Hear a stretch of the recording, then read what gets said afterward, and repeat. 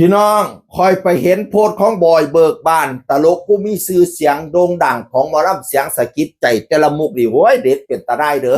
เราแต่งเพลงนั้นแต่งเพลงนี้แต่งเพลงแสะอันทางการเมืองแต่งเพลงแสะข่าวดังๆนี่โอ้ยสุดยอดเด้อบอยเบิกบานพี่น้องเอ้ยแล้วมาโพสต์ว่าจังสิล่ะหมอลำไม่ใช่อาชีพสร้างเบ็ดเงินก้อนโตให้สันแต่เป็นอาชีพในฝันของสัน ที่ใฝ่อยากเป็นตั้งแต่จำความได้ที่ดำรงอยู่ได้เพราะความรักและตอนนี้ได้สร้างงานอย่างมีความสุขเป็นอีกปีที่ขอยืนหยัดในวงการหมอลำเคียงคู่เสียงสะกิดใจเป็นกำลังใจให้เด็กน้อยด้วยนะคะว่าฉันว่านะอยู่ยืนหยัดอยู่กับเสียงสะกิดใจเป็นฤดูกาลที่สองหมอลำบ่แม่นอาชีพที่สร้างเม็ดเงินซื่อแต่เป็นอาชีพในฝันอยากเป็นหมอลำตั้งแต่น้อยๆแต่ตั้งแต่จำความได้พนาวานะโอ้แล้วมาตามฝันอีหลีเนาะแล้วบัดนี้เราก็เฮ็ดได้ดีพร้อมเป็นตลกโอ้แบบว่ามีความคิดครีเอทตลกสมัยใหม่ไม่เหมือนสมัยเก่านะสมัยเก่านี่ฤดูกาลหนึ่งปีหนึ่งเนี่ยเล่นมุกเดียวตลอดเพราะว่าเราไม่มีโลกโซเชียลไงบัดนี้สมัยปัจจุบันนี่ฤดูกาลหนึ่งสิเล่นมุกเดียวตลอดบ่ได้ดีเพราะว่าไม่มีโลกโซเชียลพี่น้องเอ๋ย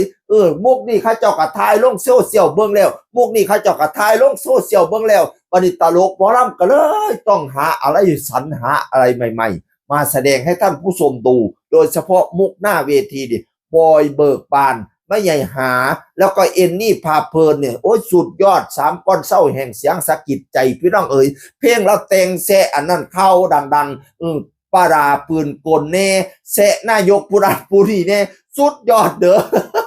บอยเบิกบานนี่พี่น้องเอ๋ยมาตามฝันเพราะว่าฝันอยากเป็นหมอลำตั้งแต่น้อยๆอยากสิบอกว่าแต่น้อยๆคอยกับฝันอยากเป็นหมอลำคือกันคอยยังบอกกล้าไปตามฝันคือเราเพราะว่าหมอลำสมัยตั้งแต่ก่อนนี่พี่น้องหมอลำสมัยแต่ก่อนนี่มันเป็นเต้นกินลำกินเนี่ยเป็นอาชีพที่ไม่มั่นคงไม่โด่งดังจริงๆยืนหยัดอยู่ไม่ได้คอยก็เลยโอ๊ยบอกกล้าไปเป็นว่าสิมีความฝันกับบอกกล้าไปพี่น้องเนื่องจากว่าเออฐานะเฮาก็บ่มั่นคงเนาะเฮาต้องหาอาชีพที่มั่นคงก็เลยมีแต่ความชอบซื่อๆก็เลยได้ไปเบิ่งซื่อๆเป็นผู้ส้มพี่น้องบ่แต่ใหญ่มากก็เลยได้มาเว้าข่าวหมอลำเป็นว่าบ่ได้เป็นหมอลำได้เว้าข่าวหมอลำก็จังดีชื่นชมหมอลำคณะนั้นคณะนี้ข่าวหมอลำคณะนั้นคณะอันนี้ข้อยก็เอามาตีแผ่สู่ฟังก็บ่ได้เรียกที่รักมักที่ชังข้อยเว้าไปเบิดข้อยฮู้จักหมอลำผู้ใดข้อยก็เว้าไปเบิดข้อยได้ยินข่าวผู้ใดข้อยเว้าไปเบิดได้ยินข่าวบอกบอยเบิกบานข้อยก็เอามาเว้าสู่ฟังยืนหยัดคู่กับเสียงสะกิดใจเป็นฤดูกาลที่สองไก่เฮ้งๆปังๆให้ดังๆเด้อมาตามความฝันแล้วมาเป็นหมอลำไก่รักษาหีดรักษาห้อยหมอลำสืบห้อยตาว่าห้อยปูไว้ว่าให้ทิมตายมาได้ศูนย์พี่น้องให้ไปฮอดสิ้นลูกสิ้นหลานปุระเลียดอีสานบ่ท่านสิ้นเสียงแค้นเสียงพิ้นก็ต้องอยู่ดอนปูตาบ่ท่านมั่งยังอีสานบ่มีมือห่างว่ามาไล่ให้ปังๆให้ดังๆเด้อบอยเบิกบานเสียงคือคนเก่าเว้าสู่ฟังสวัสดีครับสวัสดีครับ